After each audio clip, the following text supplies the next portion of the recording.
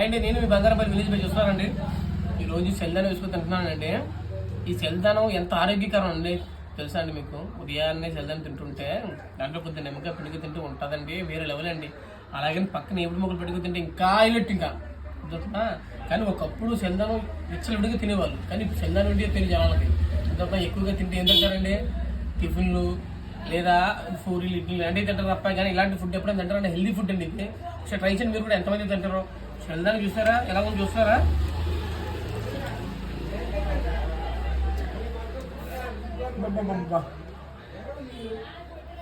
ఇంత అన్నతో అంత ఏపుడు ముక్క తింటే ఎలా ఉంటుంది చెప్పండి? అయ్యా వేరే లెవెల్ అండి. సెల్దానాన్ని మర్చిపోతారండి బాబు, తినండి ఈ రోజు కాడి నుంచి, మర్చిపోకండి. సెల్దాన్ ఎంత ఆరోగ్యకరం తెలుసా అండి?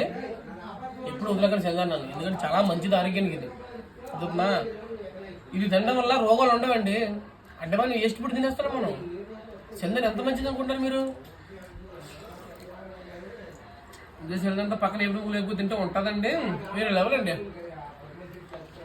బాబా సూపర్. సెల్దాన్ ఎంతమంది తింటారో దయచేసి కామెంట్ చేయరా. ఓకేనండి, బాయ్ అండి. లైక్ చేయండి, మర్చిపోకండి, షేర్ చేయండి.